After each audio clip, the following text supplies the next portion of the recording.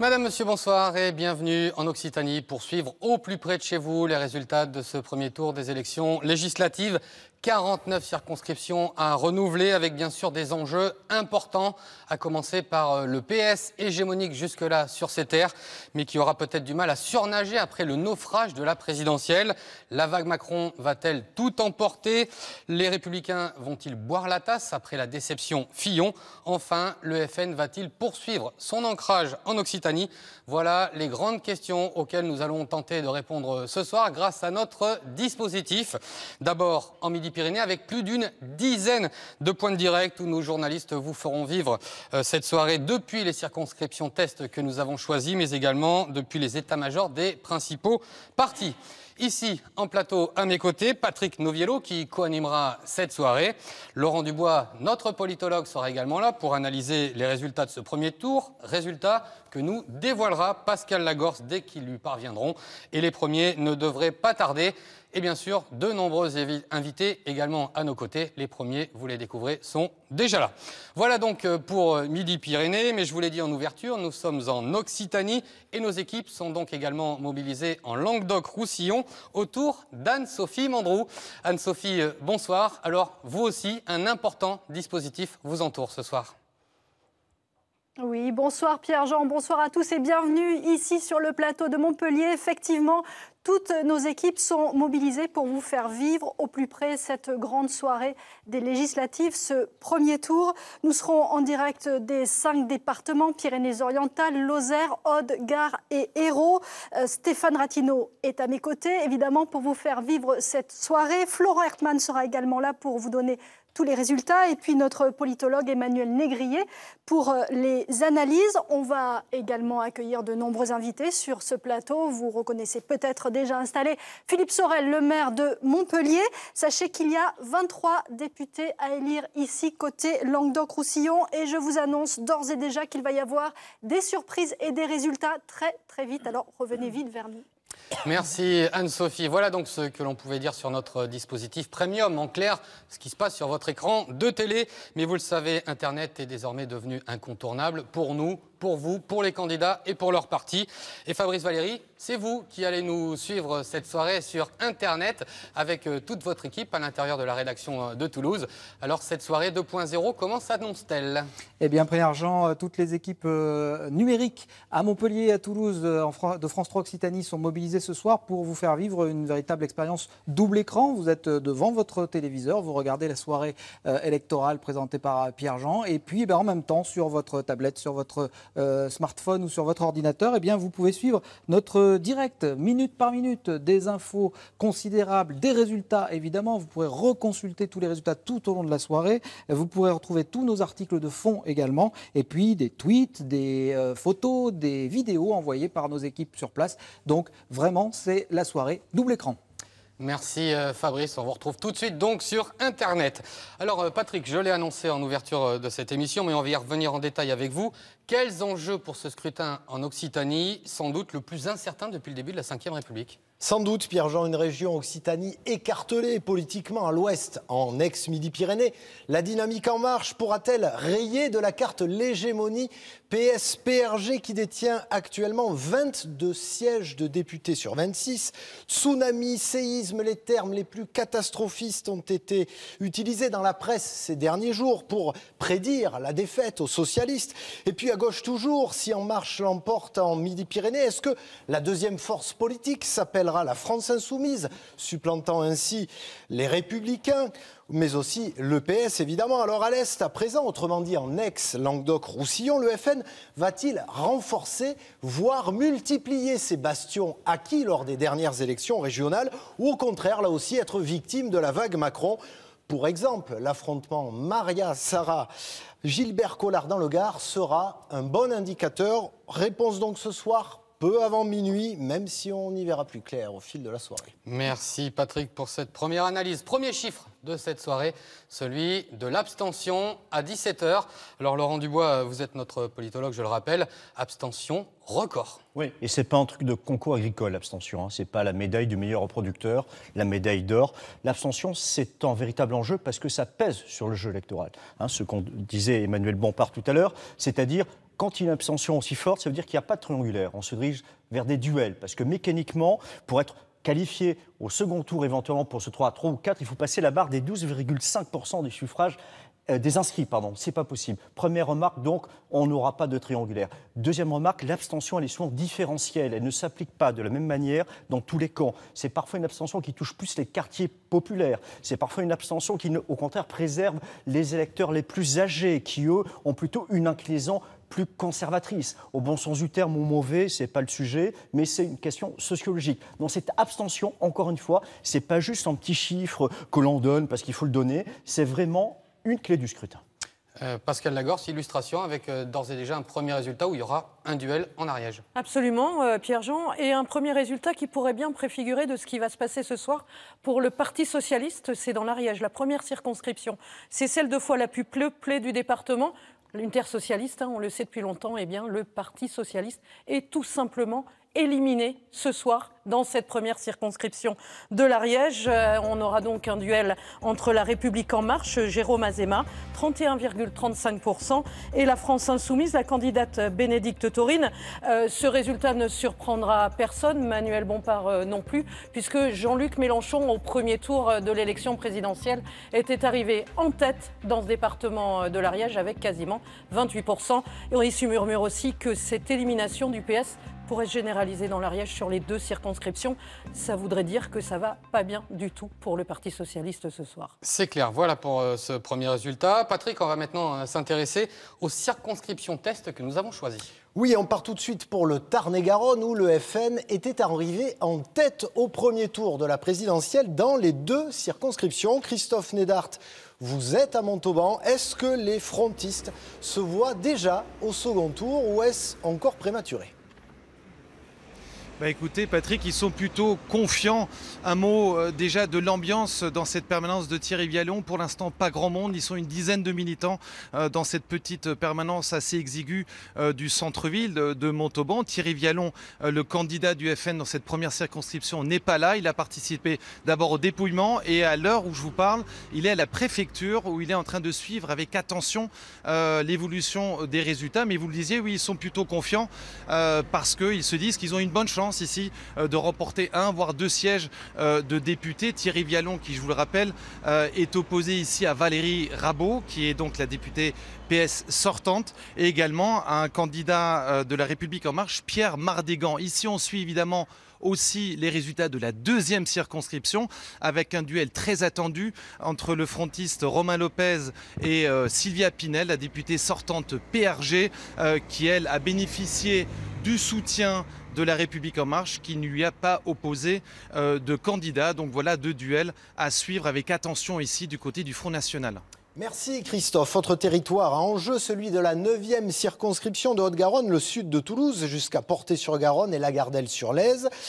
Circonscription, Jean-Luc Mélenchon était arrivé en tête au premier tour de la présidentielle. En sera-t-il de même ce soir pour Manuel Bompard qui est avec nous face au sortant socialiste Christophe Borgel, le monsieur élection du PS national, et avec pour En Marche une novice en politique, Sandrine Meur. Karine Pelat, bonsoir. Vous êtes à Portet-sur-Garonne. Quelle est l'ambiance sur place ? Eh bien écoutez, c'est étonnant, mais il y a ce soir beaucoup de monde ici dans le premier bureau de Portet-sur-Garonne. Les résultats tombent les uns après les autres et pour l'instant, c'est Sandrine Meurck, la candidate d'En Marche, qui arrive en tête avec plus de 35% des voix. Beaucoup de ses sympathisants sont ici. Ils parlent d'un véritable plébiscite. Sandrine Meurck qui arrive devant Christophe Borgel, le député sortant, le député socialiste. Dans certains bureaux, c'est même un duel En Marche, Front National. Quant à Manuel Bompard, le candidat de la France Insoumise, il arrive en 3e, voire en 4e position. Mais attention, il manque encore le résultat des bureaux de Toulouse dans cette circonscription, je vous le rappelle, très contrastée, où il y a à la fois des zones rurales et des quartiers plus populaires. Merci Karine, on change de département, cap sur la première circonscription du Tarn où, tiens, le sortant n'a pas l'étiquette En Marche, mais est un fidèle d'Emmanuel Macron et soutenu par ce dernier. Il s'agit du centriste Philippe Folliot, mais face à lui, entre autres les socialistes, évidemment, qui veulent leur revanche sur les terres de Jaurès, et le FN, arrivé en tête au premier tour de la présidentielle dans le Tarn. On retrouve à Albi Myriam Brice. Myriam Brice, est-ce qu'on a des indications déjà ce soir dans le Tarn sur cette première circonscription ? Oui, effectivement, on commence à avoir une nette indication. Je me trouve dans le bureau parlementaire de Philippe Folliot de l'Alliance centriste et c'est lui qui arriverait en tête de ce premier tour avec plus de 33% des voix. Pour les deuxième et troisième candidats, on n'a pas encore les résultats. Monsieur Cabrolier arriverait lui en deuxième position avec 15% et Monsieur Laporte avec 12%. Mais les résultats ne sont pas encore... Oui, Monsieur Cabrolier pour le Front National, arriverait en deuxième position, mais les résultats ne sont pas encore totalement tombés. Alors ici, donc, où je me trouve au QG de Monsieur Folliot, pas de triomphalisme malgré une arrivée en tête. Les résultats tombent les uns après les autres. Il y a eu encore beaucoup de stress il y a quelques instants. Monsieur Folliot a souhaité suivre ces instants avec ses proches collaborateurs. Petit à petit, les sympathisants et les militants sont arrivés, mais pas d'effusion de joie. Pourtant, il est en bien meilleure posture qu'en 2012. Merci Myriam. Voilà donc pour ce premier panorama des circonscriptions test que nous avons choisies. Pas d'autres résultats définitifs pour l'instant, Pascal. On va donc prendre la direction de Montpellier pour vous retrouver, Anne-Sophie, pour les premiers résultats chez vous, en Languedoc-Roussillon. Oui, des premiers résultats qui ne vont pas tarder à tomber, mais juste peut-être pour repréciser les enjeux avec vous, Stéphane, on rappelle 23 députés à élire. Dans l'ex-Languedoc-Roussillon, il va certainement y avoir ce soir beaucoup de duels contre le Front National. Oui, c'est une réalité, les premiers résultats le démontrent. Et puis il y a une tradition ici en Languedoc-Roussillon, on aime faire la bascule, et quand on fait la bascule, on la fait de manière significative. C'était le cas déjà en 1993, en 1997 et en 2012. Eh bien, les premiers résultats semblent décider de manière très claire des duels entre le Front National et la République En Marche. Ça semble être le cas notamment sur la 4e circonscription du Gard. C'est le cas notamment à Carcassonne et à Narbonne. Une incertitude, par exemple, sur la 3e de l'Aude, où peut-être M. Vela pourrait être qualifié, mais c'est vraiment avec du conditionnel. Ce serait un des rares socialistes qui arriverait à se qualifier pour le second tour. Et l'un des territoires qu'on va surveiller de très très près ce soir, c'est la Petite Camargue, la 2e circonscription du Gard, Vauvert-Saint-Gilles, où nous attend Caroline Agulot avec deux candidats très médiatiques, le sortant Gilbert Collard contre l'ex-torera Marie Sarrin. Oui, je me trouve en effet au QG du Front National gardois entre Saint-Gilles et Vauvert, où les militants commencent à arriver à l'extérieur du domaine. Je vous rappelle qu'il s'agit ici du premier fief électoral historique du Front National avec la conquête de la mairie de Saint-Gilles en 1989. C'est dire que le FN est implanté sur ce territoire, donc de la 2e circonscription du Gard, au-delà même de la personnalité de Gilbert Collard. À Saint-Gilles, justement, le résultat sur la ville vient de tomber. Gilbert Collard, député sortant, frontiste, est en tête avec 31% des voix, au coude à coude avec l'ex-torera Marie Sarrin à 29% pour la République En Marche. Pascal Mourou pour les Républicains est à 27%. Même résultat à la virgule près pratiquement au Gros du Roi. Les autres candidats sont loin derrière, sous la barre des 20%. Il s'agit là donc de résultats partiels sur les villes test de Saint-Gilles et du Gros du Roi. Je vous retrouve tout à l'heure pour des résultats plus complets. Merci Caroline. À tout à l'heure. Donc une autre circonscription très atypique cette fois où l'offre politique est totalement chamboulée. C'est la 2e de l'Hérault, celle de Montpellier que va suivre pour nous ce soir Jean-Michel Escafre. Jean-Michel, expliquez-nous pourquoi cette circonscription est très très particulière. Eh bien Anne-Sophie, cette 2e circonscription de Montpellier est singulière pour plusieurs raisons. D'abord, en Occitanie, c'est celle qui enregistre le plus de candidats. 24, seule la ville de Lille fait mieux. Sur ces 24 candidats, on compte 13 femmes. Parmi elles, Anne-Yvonne Ledin, c'est la députée sortante socialiste, mais elle n'a pas obtenu l'investiture du PS. Stéphanie Janin est la candidate de la République En Marche. Elle a le soutien du maire Philippe Sorel. Elle compte bien surfer sur la vague présidentielle malgré des poursuites judiciaires qui seront jugées en septembre. Enfin, Muriel Rességuier espère elle aussi être au second tour. Son mouvement La France Insoumise a obtenu ici près de 34% des voix. La deuxième circonscription de Montpellier est marquée par une dispersion totale des voix à gauche avec 14 candidats qui sont à la gauche de La République En Marche. C'est aussi la seule circonscription de Montpellier où l'on note la présence d'un parti différent, Allons Enfants, dont les candidats ont 25 ans maximum. Merci Jean-Michel. Et puis une circonscription très symbolique pour le Front National puisque c'est le numéro 2 du parti qui la convoite, Louis Alliot. Nous partons dans les Pyrénées-Orientales à la préfecture rejoindre Olivier Meyer. Louis Alliot mise sur cette deuxième circonscription, c'est celle de Perpignan et ce n'est pas un hasard, Olivier. Oui, Anne-Sophie, alors pas de résultats définitifs encore, des résultats partiels et des tendances cependant qui disent tous la même chose, à savoir que le PS semblerait exploser ce soir dans les Pyrénées-Orientales, il semblerait laminer en pleine dégringolade. Aucun candidat, y compris Ségolène Neuville, l'ex-secrétaire d'État du gouvernement Valls, semblerait en mesure de se qualifier pour le second tour. Alors il convient encore de rester prudent puisque nous n'avons pas encore les résultats définitifs. Je le répète, ce sont les premières tendances qui se dégagent, qui remontent du terrain. De leur côté, les Républicains seraient en chute, mais ils résistent avec difficulté. Le Front National, lui, serait en baisse par rapport à la présidentielle, mais resterait à un niveau très élevé. C'est pas surprenant dans les Pyrénées-Orientales. En Marche, le mouvement du président de la République semblerait carrément, lui, dans les nuages, en tête dans toutes les circonscriptions. C'est d'autant plus marquant que dans ce département, Emmanuel Macron, lors de la présidentielle, n'avait réalisé que 18% des voix. Enfin, la France Insoumise est en baisse marquée par rapport à la présidentielle, mais bien au-dessus des socialistes. Vous l'évoquiez effectivement à l'instant, ce que tout le monde surveille, c'est la deuxième circonscription des Pyrénées-Orientales, celle où se présente effectivement Louis Alliot, le compagnon de Marine Le Pen. Alors la question que tout le monde se pose ici c'est est-ce que les électeurs de la deuxième circonscription enverront un candidat d'extrême droite à l'Assemblée nationale? C'est la question que tout le monde se pose. Elle est légitime. Pourquoi? Parce que quand on regarde les résultats de Marine Le Pen lors de la présidentielle, elle est arrivée en tête lors des deux tours ici dans ce département. Et donc Louis Alliot, qui vient de rejoindre la préfecture, qui sera avec nous tout à l'heure en direct, eh bien, espère bien succéder à Pierre Sergent, qui avait été élu député dans les Pyrénées-Orientales en 1986. On se retrouve dans quelques minutes pour les résultats définitifs. Je pense que ça ne va pas tarder. Sans problème, merci Olivier. Donc oui, Louis Alliot qui fera partie de nos nombreux invités. Vous avez aussi du monde sur votre plateau à Toulouse, Pierre-Jean. Oui, Anne-Sophie, d'ailleurs, je vais vous les présenter pour un premier tour de table avec Nadia Pelfig qui est à nos côtés. Nadia Pelfig qui est vice-présidente socialiste de la région d'Occitanie. Merci d'être avec nous. Face à vous, Jean-Luc Moudenc, maire Les Républicains de Toulouse. Bonsoir, monsieur Moudenc. Et ensuite, Manuel Bompard, vous êtes candidat pour la France Insoumise dans la 9e circonscription de Toulouse. Merci d'être avec nous. Alors, Nadia Pelfig, première question pour vous. On l'a vu avec le premier résultat définitif de la première circonscription de l'Ariège. On l'entend un petit peu partout dans l'Occitanie. Ça va mal pour le PS et ça va aller encore plus mal, visiblement, dans les heures qui vont venir.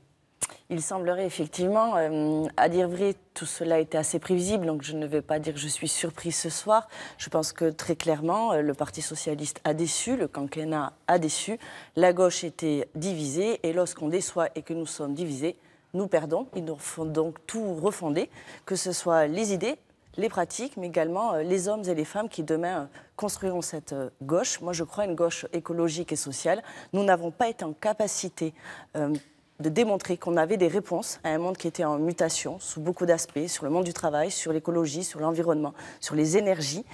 Et nous sommes aujourd'hui lourdement sanctionnés.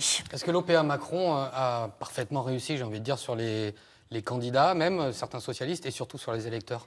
Moi, je crois surtout qu'il y a un autre élément au-delà de notre défaite qui est réel. Et donc, moi, je ne tergiverserai pas. Il faut être lucide. On en a parfois manqué de lucidité. Dire quand même un mot pour mes amis qui se sont battus, qui se sont investis. Donc, j'ai une pensée amicale pour eux.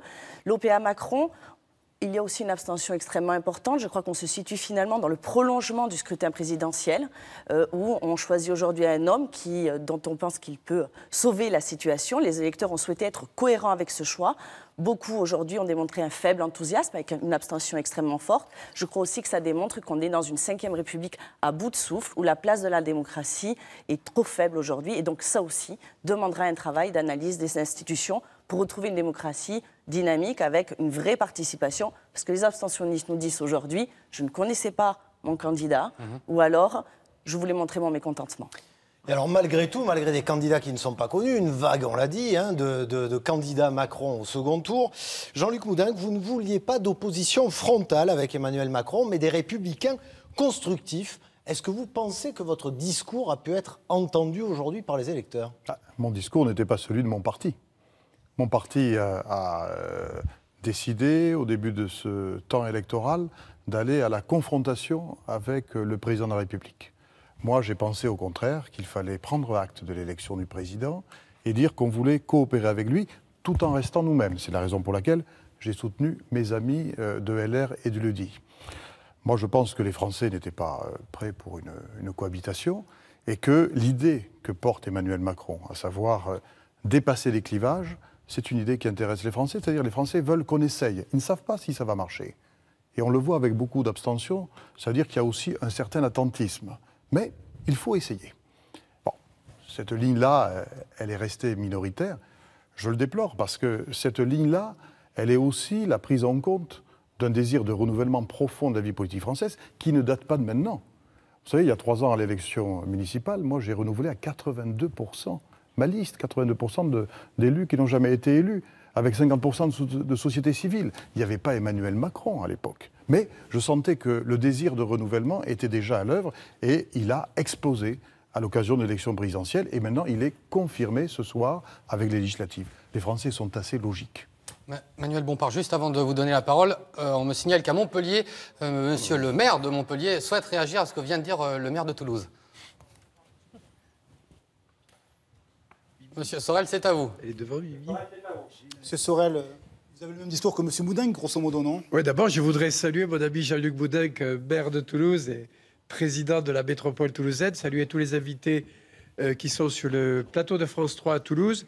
J'ai le même discours, oui et non, parce que Jean-Luc Moudenc, lui, fait partie d'une formation politique. Et moi, je ne fais partie d'aucune formation politique et d'aucun mouvement politique. Ça n'empêche pas de parler le même langage. Mais bien sûr. Et nous arrivons à travailler ensemble, je dirais, dans l'intérêt général des citoyens. Je crois que ce soir, ce qui est important, c'est de regarder que l'ensemble des forces politiques dans le pays ont évolué et ont radicalement changé. C'est l'œuvre, en premier lieu, du président de la République qui a su insuffler une nouvelle façon de faire de la politique, un nouvel espoir. Avec beaucoup d'abstention tout de même pour parler de nouvel espoir. On peut regarder toujours le verre à moitié vide. Moi, j'ai l'habitude d'être optimiste et de regarder le verre à moitié plein. Donc, je considère que c'est une grande victoire pour ce premier tour. Ce n'est pas fait, il faut aller au second. Pour le président de la République, et surtout dans la région Occitanie, eh bien, ça crève l'écran. Il faut mettre la région Occitanie en marche. Avant de donner la parole à France Jamais et Marie-Hélène Régnier, qui sont toutes les deux aussi sur ce plateau, on va faire un petit détour par Florent Hertmann et les résultats, les premiers qui tombent pour la région Languedoc-Roussillon. Alors, ce sont des résultats partiels pour le moment. Sur la première circonscription de l'Aude, celle de Carcassonne-Lézignan-Corbière, eh bien, c'est Daniel Hérin de La République En Marche qui serait en tête avec 27,48% des voix, devant le candidat du Front National, Christophe Barthès, 22,12%. Le candidat socialiste Giniès aurait obtenu 10,30% et 9,51%. C'est pour Delorgeville, la candidate de Les Républicains. Dans le département de l'Hérault, des résultats partiels également à Villeneuve-les-Béziers. Ce serait Emmanuel Ménard, la candidate du Front National, qui arriverait en tête devant la candidate de République En Marche. Élie Abou ne ferait que 16,83%, ce qui est également confirmé sur 7 communes test dans cette 6e circonscription de l'Hérault, celle de Béziers, puisque dans l'ordre, on retrouverait Ménard, voyez, Abou le sortant, étant à moins de 20%, donc il serait éliminé dès le premier tour. Réaction peut-être France Jamais, vous qui présidez le groupe Front National au Conseil régional. Réaction déjà au premier résultat du côté de Béziers. On peut que s'en réjouir, mais ça n'est pas le premier. Enfin, ça fait partie, je crois, de la grande vague que nous avons. Effectivement, vous le disiez tout à l'heure, de l'ancrage que le Front National a réussi à démontrer. Moi, je vois ça de façon très positive. Je voudrais quand même aussi en profiter, moi, pour remercier toutes les électrices et les électeurs qui ont porté leur suffrage sur un bulletin et sur une candidature du Front National. Cela étant, moi je continue de considérer que nous avons une assise électorale qui s'est révélé, même si comparaison n'est pas raison, présidentielle, et que cet ancrage va se prolonger dans cet électorat que nous avons à notre disposition. Je regrette une chose, c'est que... Il y a tout de même un tassement, Madame Jamet, par rapport à l'élection présidentielle et un second tour en duel. C'est parce que les grands esprits se rencontrent, et j'y arrivais. Allez-y. Je regrette une chose, c'est vrai, c'est que notre électorat a quand même tendance un petit peu à s'abstenir parce qu'il a l'impression, quelquefois, que c'est pas la peine. Mais là, pour le coup, je crois, et Monsieur Sorel vient de le démontrer, et quand on voit le plateau de l'autre côté à Toulouse avec Monsieur Moudin, qu'on voit bien que LR, PS, etc., c'est la même chose, c'est en marche, et on a véritablement, je pense, une espèce de front. On a entériné l'idée de l'UMPS qui s'appelle LREM. Donc avant, c'était au deuxième tour que ça jouait. Et là, je crois que ça s'est joué au premier tour. Ce qui fait que tout est ouvert, à mon avis, pour le deuxième tour, parce que nous allons avoir véritablement des candidats qui seront au deuxième tour. Et je pense que le report de voix peut réserver des surprises, que nous avons encore une réserve de voix chez les abstentionnistes et que pour le coup, nous avons un programme qui est totalement différent. Nous défendons la famille, nous défendons les frontières, nous défendons... On va pas refaire tout le programme. Ah ben non, mais on n'en a pas parlé. On n'en a pas parlé. Nous allons quand même Monsieur faire le Macron, tour des partis pour voir comment ils vivent ce début de soirée. Mais on revient ici, ne vous inquiétez pas sur le plateau, mais on repasse la parole à Pierre-Jean et à Toulouse pour faire le tour des QG. Merci Anne-Sophie. Et on reprend la parole pour vous donner des résultats concernant les Hautes-Pyrénées. Absolument, Pierre-Jean. Et c'est un séisme, un tremblement de terre dans les Pyrénées, il y en a absolument. C'est Jean Glavany qui ne sera pas présent au premier tour, deuxième tour de cette élection législative. Il briguait un 6e mandat. C'était, il le disait lui-même, l'homme à abattre, à tel point que la droite n'avait pas présenté de candidat. En tout cas, il avait abandonné. Donc Jean Glavany éliminé de ce premier tour et ne sera donc pas présent au deuxième tour. Ce sera un face-à-face entre le maire de Bagnères de Bigorre, Jean-Bernard Sempastous, un ami, un proche du président Emmanuel Macron, qui sera face à la candidate de la France insoumise, Sylvie Ferrer. Ça, c'est pour la première circonscription des Hautes-Pyrénées. Dans la deuxième, la députée sortante, la PRG, Jeannine Dubié, arrive en deuxième position avec 16,53%. Elle aura fort à faire au deuxième tour face à la candidate de la République En Marche, Marie-Agnès Tariki, qui arrive largement en tête avec plus de 32% des voix. C'est sa première participation à une élection. Manuel Bompard, la France insoumise, est-ce qu'elle est soumise ce soir? Parce que après la présidentielle, on vous voyait faire des superbes résultats pour ce premier tour des législatives. Visiblement, ils ne sont pas au rendez-vous. C'est pas ce que j'observe pour l'instant. Vous venez de citer deux situations en Ariège, dans les Hautes-Pyrénées, où nous serons présents au deuxième tour. Mais avant de parler de la France insoumise, moi je voudrais parler quand même du contexte général. Parce que s'il y a quelque chose qui frappe, s'il y a un tsunami dans cette élection, c'est le tsunami de l'abstention. Et on ne peut pas passer autour de cette question comme si elle n'existait pas. Vous avez un électeur sur deux qui ne s'est pas déplacé aux urnes sur cette élection. Et je crois que ça révèle quand même une crise démocratique dans ce pays et un rapport aux institutions. Et la vague dégagiste qu'a traversé l'élection présidentielle, elle est encore là, la législative. Et on doit y répondre. Et la question de la 6e République, qui était un des sujets majeurs de la campagne de Jean-Luc Mélenchon, est posée encore aujourd'hui. Et ça, c'est la première chose. La deuxième chose, c'est que pour la France insoumise, qui est une jeune formation politique, un mouvement, c'était notre première campagne. Et beaucoup de gens étaient candidats pour la première fois. Je voudrais les féliciter et les remercier sur ce plateau.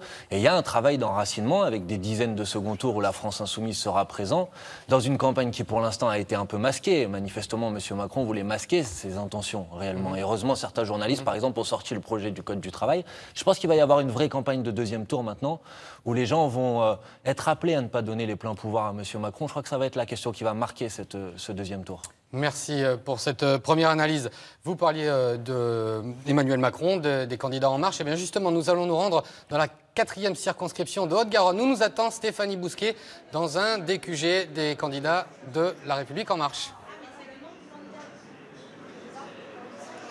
Écoutez, effectivement, nous sommes dans un bar toulousain où des marcheurs ont décidé de se retrouver ici ce soir pour suivre ce premier tour de l'élection législative. Ils arrivent ici petit à petit et ce que je peux vous dire, c'est qu'ils arrivent avec le sourire en Midi-Pyrénées. En effet, vous venez de le dire, on s'avance vers une large victoire de La République En Marche. En Haute-Garonne, par exemple, on a commencé à avoir quelques résultats partiels. Sur les 9 candidats investis officiellement, les 9 seraient en passe de se qualifier pour ce second tour. La plupart arriveraient même en tête, donc vous le voyez, ils ont de quoi être sereins. Tout à l'heure, il me disait disaient qu'ils étaient contents, ravis du travail accompli. Voilà ce que me disaient en substance les marcheurs que j'ai pu croiser. Il n'y a pas non plus d'effusion de joie, mais on attend en tout cas avec beaucoup de sérénité les résultats définitifs. Merci Stéphanie, on va se rendre tout de suite au siège de la Fédération du Parti Socialiste à Toulouse où on va retrouver Julie Valin. Julie, on se souvient de ces images saisissantes à la fois de déception mais aussi de fatalisme finalement au soir du premier tour de la présidentielle. Est-ce que c'est le même sentiment qui prévaut ce soir ou est-ce qu'on y croit encore un tout petit peu chez les socialistes ? Vous voyez derrière moi, il n'y a pas grand monde, pour ainsi dire personne, une poignée de militants à peine. C'est très très calme ce soir. Alors là, au menu, il n'y a pas de petit four. Ce soir, c'est poulet froid et chips pour tout le monde. La soirée risque d'être très difficile à vivre ici au PS. Alors les résultats définitifs ne sont pas encore connus, mais beaucoup s'attendent à une débâcle. Actuellement, le PS a 8 circonscriptions sur 10 en Haute-Garonne et à la fin de la soirée, le ratio ne sera certainement pas le même. Le secrétaire départemental de la Fédération est attendu vers 21h et il ne devrait s'exprimer que vers 22h. Mais les gens à qui j'ai posé la question, effectivement, s'attendaient à ces résultats, mais pas aussi bas. Merci Julie, donc bien seule à la Fédération du PS de Haute-Garonne. Pascal, je me retourne à nouveau vers vous avec un nouveau résultat concernant le Tarn cette fois-ci. Absolument, et Philippe Folliot, on en parlait tout à l'heure avec Myriam Brice, eh bien ça se confirme, Philippe Folliot est en tête de ce premier tour avec 32,62%. Il est élu depuis 2002 maintenant, c'est un candidat d'Alliance centriste et nous aurons au deuxième tour un duel entre un centriste et un candidat du Front National, puisque Frédéric Cabrolier se qualifie avec 15,63%.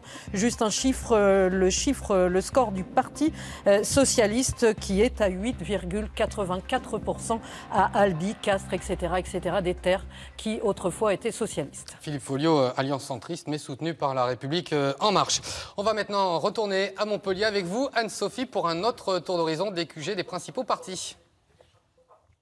Oui, exactement. Et vous le savez, cette élection est importante pour les Républicains qui veulent s'affirmer au plan national comme la principale force d'opposition des Républicains. Bien à la peine ici, dans l'ex-Languedoc-Roussillon. 3 députés en tout et pour tout.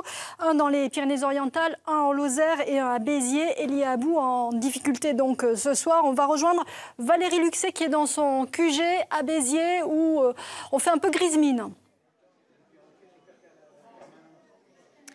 Exactement, Anne-Sophie, bonsoir. Je suis effectivement à la permanence du député sortant Les Républicains, Elie Abou, qui est arrivé il y a un petit quart d'heure.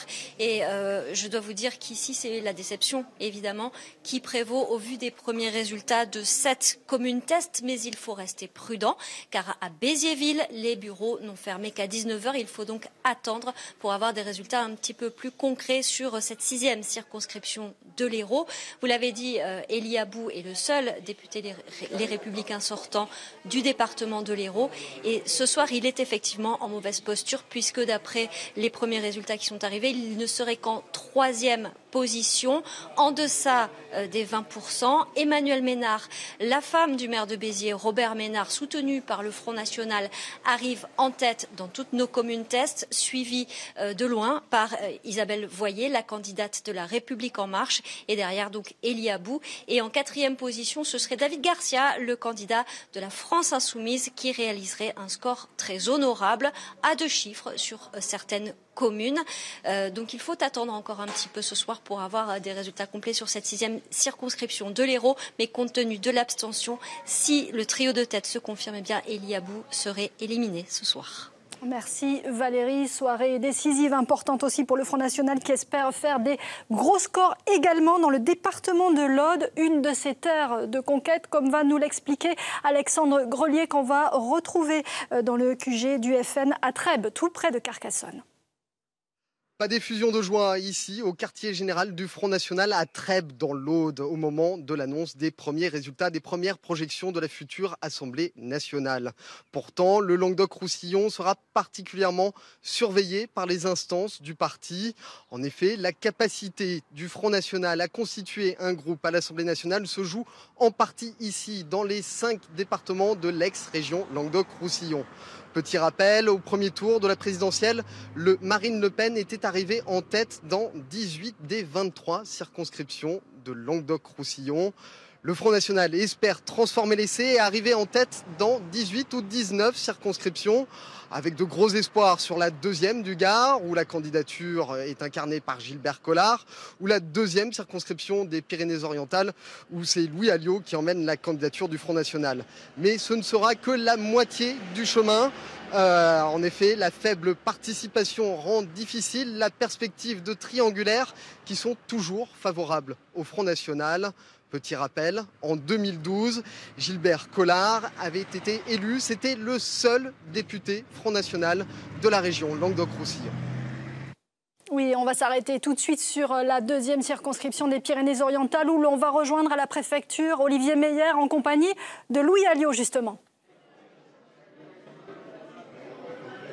Oui, Anne-Sophie, avec un résultat définitif, je dis bien définitif, qui vient tout juste de nous parvenir et qui concerne justement la deuxième circonscription des Pyrénées-Orientales, celle qui s'étend, vous savez, du littoral de Saint-Cyprien, Barcarès jusqu'à Saint-Paul de Fenouillède. Eh bien, écoutez, ce résultat définitif fait apparaître en tête Louis Alliot avec 30% des voix. Il devance la candidate de La République En Marche, Christine Esper, avec 29% des voix. Louis Alliot est en notre compagnie. Louis Alliot, c'est un gros score que réalise ce soir le Front National, mais ce n'est pas un score qui vous assure d'ores et déjà la victoire au second tour. Oui, pas du tout, non. Mais on résiste bien dans les Pyrénées-Orientales face à une vague nationale, très clairement. Et les Pyrénées-Orientales démontrent aujourd'hui qu'ils mettent fin, en quelque sorte, au règne des anciens partis, puisque le Parti socialiste, l'air de rien, et les Républicains sont en très grande difficulté. Et je dois dire que c'est une nouvelle configuration politique qui est désormais celle des PO. Vous résistez bien, mais vous faites moins bien que Marine Le Pen dans cette circonscription. Lors du premier tour de la présidentielle, elle avait fait 34%, 4 points de plus que vous. Oui, mais avec 20% de votants de moins. Donc je veux dire, il faut regarder aussi l'abstention, le taux d'abstention, la participation. Et précisément, je pense que quand on aura analysé les résultats demain, bureau par bureau, on s'apercevra que les électeurs du Rassemblement Bleu Marine sont aussi abstentionnistes que les autres et qu'il faudra, cette seconde semaine, leur parler. Je pense que c'est important, tout comme d'ailleurs parler aux candidats et aux électeurs. Alors justement, les des candidats, Républicains. Exactement. Fernand Siré, le député républicain sortant, est éliminé. Vous appelez ces électeurs à voter pour vous? Écoutez, la dernière fois, à la précédente législative, j'avais retiré notre candidate pour lui permettre d'être élu. Là, il n'est pas qualifié pour ce second tour en raison de son score, mais il est évident que ces électeurs sont ce soir orphelins et je les appelle, moi, à faire barrage à la vague de M. Macron pour des raisons tout simplement d'équilibre démocratique. Enfin, quelle analyse vous faites du score d'En Marche en France? Écoutez, quand vous êtes dans une telle dynamique, avec quand même ce qu'il faut relever, la moitié des Français ne se sont pas déplacés voter, eh bien vous résistez comme vous pouvez à la vague. Maintenant, le deuxième tour, c'est un autre tour. Nous verrons bien ce qui se passe, mais dans tous les cas de figure, je pense qu'il sera bon à l'Assemblée nationale d'avoir des parlementaires qui ne soient pas, j'allais dire, au chevet ou au soutien du gouvernement de M. Macron. Merci Louis Alliot. Donc Merci. Louis Alliot qualifié pour le second tour. Merci Olivier. On va faire tout de suite réagir Marie-Hélène Régnier. Bonsoir, vous êtes la référente d'En Marche dans le département de l'Aude, mais vous regardez, j'imagine, de très près ce qui se passe dans le département voisin. Christine Esper, votre candidate, juste un point derrière Louis Alliot, c'est jouable pour elle? Oui, bien sûr. Bonsoir à tous. De même que l'a fait tout à l'heure la représentante du Front National, je remercie aussi tous les électeurs, mais pas que les électeurs qui ont voté pour La République En Marche, tous les électeurs qui ont fait l'effort de se déplacer malgré le beau temps et malgré peut-être aussi l'idée que peut-être ça allait être fait pour La République En Marche. Mais je suis très très heureuse du score des candidats à La République En Marche sur l'Occitanie. Il y a effectivement une dynamique, mais il y a aussi derrière un espoir réel que les choses changent pour notre territoire, au-delà de l'enjeu national, bien évidemment, qui est la première importance pour nous tous. Quel est le discours pour le second tour? C'est le changement, Philippe Sorel. Qu'est-ce que vous allez dire aux électeurs pour qu'ils aillent voter pour M. Macron? Parce qu'on peut s'attendre à une abstention encore plus importante. D'abord, il faut donner au président de la République une majorité pour gouverner. C'est le principe même de la Ve République. 400, ça va faire beaucoup de députés si on croit les projections nationales. Oui, mais ce n'est pas la première fois dans l'histoire que ce phénomène se produit. Ça vous plaît à vous, 400 députés pour le président Macron? Moi, je suis dans une dynamique Vous êtes un peu particulière. Voilà, parce que moi, j'opte pour une 6e République différente de celle de Jean-Luc Mélenchon, mais autrement dit, une 5e améliorée. Mais on ne va pas rentrer dans ce débat très technique ce soir. Je voudrais rejoindre ce que dit Madame la référente du mouvement La République En Marche de l'Aude et pour, à mon tour, remercier tous les électeurs et leur demander de confirmer et de transformer l'essai qui a été marqué ce dimanche prochain. Et je profite de ce que j'ai la parole pour féliciter tous les amis que j'ai qui sont candidats dans les 13 départements de la grande région, que ce soit Marie-Christine Verdier dans le Tarn, que ce soit Monique Iborra à Toulouse, que ce soit Christine Espert dans les Pyrénées-Orientales, que ce soit les candidats sur la ville de Montpellier, en particulier Stéphanie Jadin et Patricia Biralez.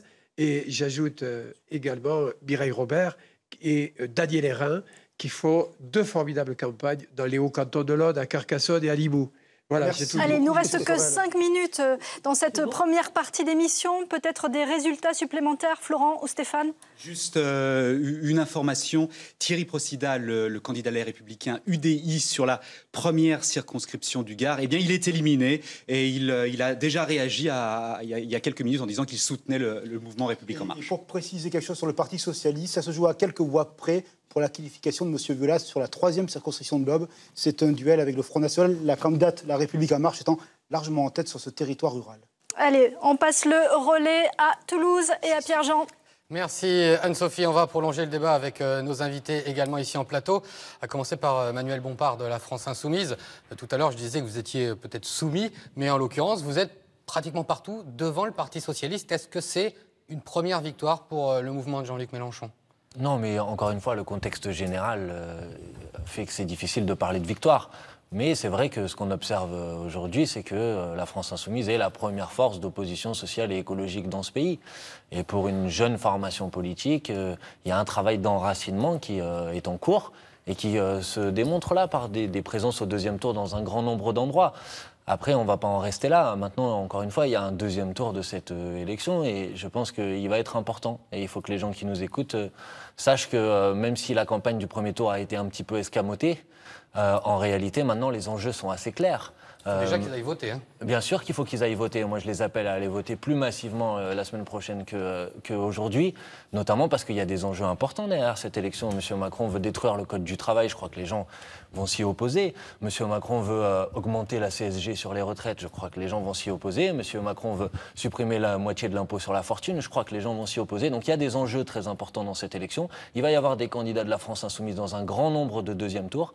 Et je crois que les citoyens qui nous écoutent, je les invite à se mobiliser autour de ces candidats. C'est ceux qui empêcheront que M. Macron ait les pleins pouvoirs et déroule sa politique qui va être très dangereuse et qui va faire beaucoup souffrir les gens. Merci.